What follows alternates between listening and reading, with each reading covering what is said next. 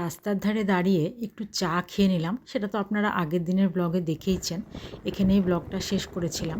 তারপর এখান থেকে আবার কন্টিনিউ করলাম। চা খেয়ে এবার কিন্তু আমরা আবার রওনা দিলাম। আর এবার আমি একটু চালাতে লাগলাম, কারণ ছেলেটা অনেকক্ষণ চালিয়েছে। তো ওকে বললাম একটু বসতে, আমি চালালাম। আর কর্তামশাই তো চালাচ্ছেই। তারপরে মাঝে কিছুটা আবার আমি কিন্তু কর্তামশাইকেও নিয়েছিলাম সঙ্গে। তবে ছেলেটাকে সঙ্গে নিয়ে আগে কিছুক্ষণ চালিয়ে নিলাম, ও একটু আরাম করলো।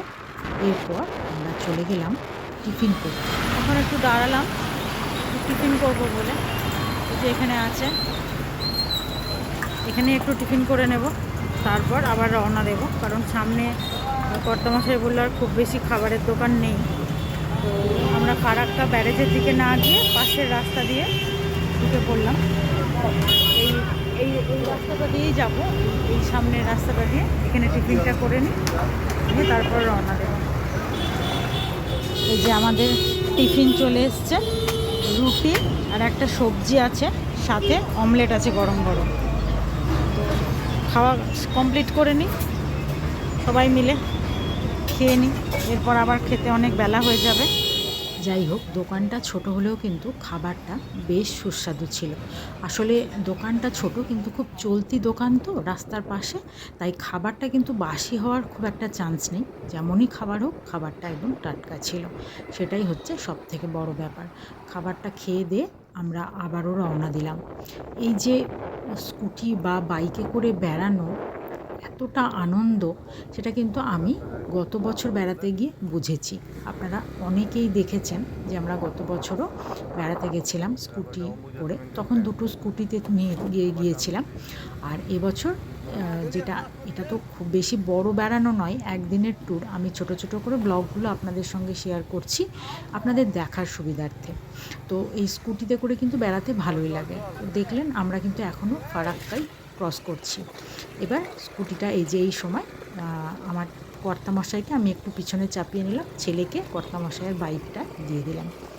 তো এই রাস্তাটা এত মারাত্মক, মানে আমি চালাতে নিয়ে মনে হচ্ছে যেন কেন নিলাম। এই ফারাক্কা থেকে ডান হাতে চলে গেলাম, এই রাস্তাটা মারাত্মক বাজে রাস্তা। ভাবতে পারিনি যে এটা এত খারাপ হবে। কিছুটা রাস্তা ওরকম হওয়ার পর কিন্তু শেষ হয়ে গেল। আর এখান দিয়ে যেতে যেতে দেখুন যাযাবরের একটা বস্তি দেখতে পেলাম।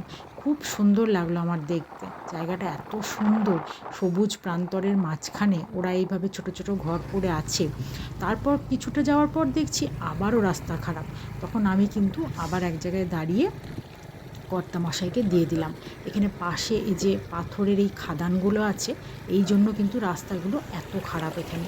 মানে বড় বড় পাথর বোঝাই লরি এখান দিয়ে যাওয়া আসা করে, যার জন্য দীর্ঘদিন যাওয়া আসার ফলে কিন্তু রাস্তাগুলো একদম খারাপ হয়ে গেছে। আর তার মধ্যে বৃষ্টি পড়েছে, মাটির রাস্তা একদম কাদা কাদা হয়ে গেছে। মানে স্কুটি চালাতেই ভয় করছে, মনে হচ্ছে যেন চাকাটা এক্ষুনি স্কিড করবে। ওই জন্য আমি কিছুটা যাওয়ার পর দাঁড়িয়ে আমি কর্তামশাইয়ের হাতে দিয়ে দিলাম গাড়িটা। বললাম, না তুমি চালাও, আমার খুব ভয় করছে। তো যাওয়ার পথে ওই রাস্তাটা শেষ হয়ে যাওয়ার পর এই এত সুন্দর একটা পরিবেশ দেখতে পেলাম, মানে আমার এত ভালো লাগছিল দেখতে, কি বলবো। আর পেছন থেকে একটু হালকা পাহাড়ের আভা দেখা যাচ্ছিল, আর এদিকে দেখুন মাঠ ভর্তি পাকা ধান। অসম্ভব সুন্দর এই পরিবেশটা।